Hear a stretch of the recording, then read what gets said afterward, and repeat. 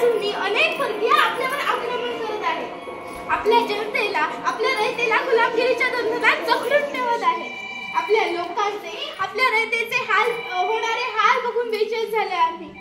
या नीच परकीयांच्या अत्याचाराला बळी पडलेल्या अनेक आया बहिणींचे गहिवर त्यांचे हंबरणे ऐकून बेचैन झाले आम्ही. शिवबा, आऊसाहेब, यावर उपाय काय? शिवबा, यावर एकच उपाय आहे.